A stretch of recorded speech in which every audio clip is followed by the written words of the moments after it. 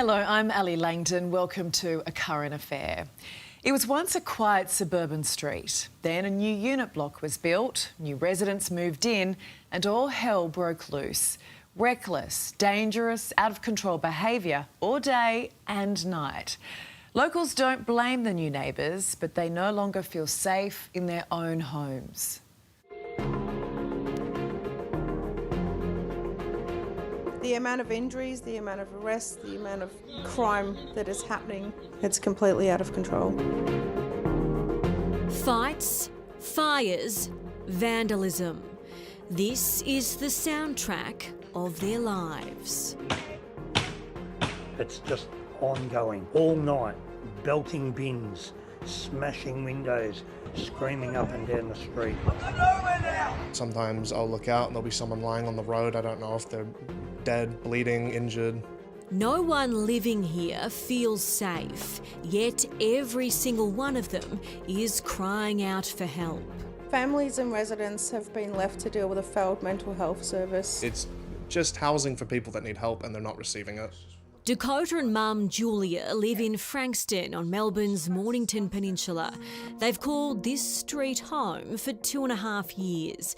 But ever since these units were built, a few doors down from this public housing block, homes become a place they barricade themselves inside. It becomes an anxiety attack induced just taking the rubbish out to go to the bins. It's exhausting. We don't sleep anymore. We're just out in the street almost, every night with all the neighbours, all of us calling emergency services. These units house 10 people living with mental illness, put there by a government-funded program that's meant to transform their lives and help them gain employment. Problem is, it's impacting the lives of those living next door. It's not a solution for anyone. If you're going to put a certain clientele in houses in a residential street that are a danger not only to themselves but to others, it needs to be fully supervised. You can't expect members of the public to do all that. But that's what Julia says she's forced to do day in, day out. Probably about 3 months ago, we had the pole bashing incident and then it just escalated from there. CCTV captured the shocking assault that spilled out into her own yard. They came around the side here and just started banging on every window, screaming into the house, saying, "Let us in, he's going to kill us, let us in." Every morning, Dakota wakes panicked.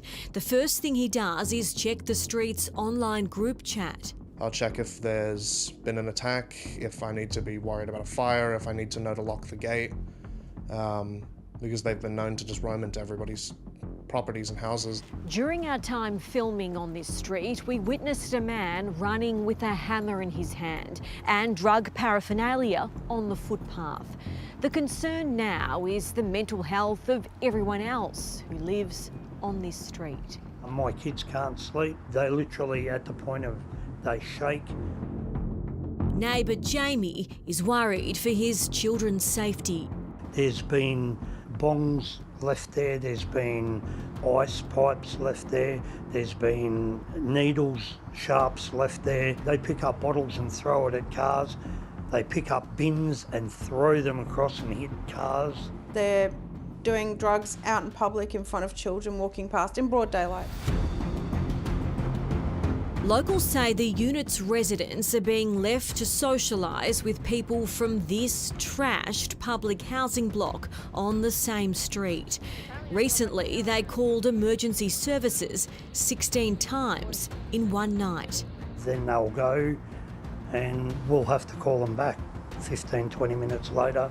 Since the program started in January, its residents have been seen climbing on roofs, trashing their new homes and building temporary huts outside.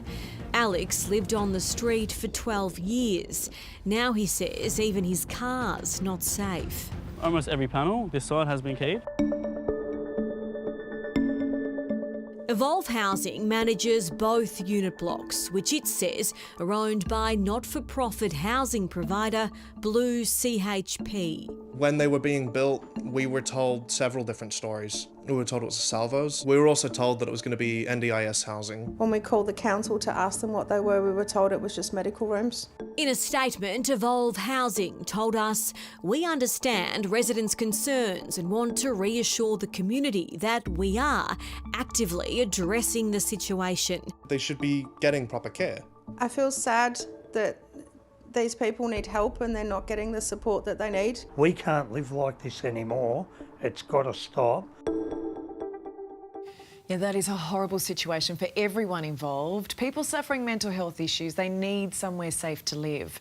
But where are the services? And those neighbours, they need to feel safe too.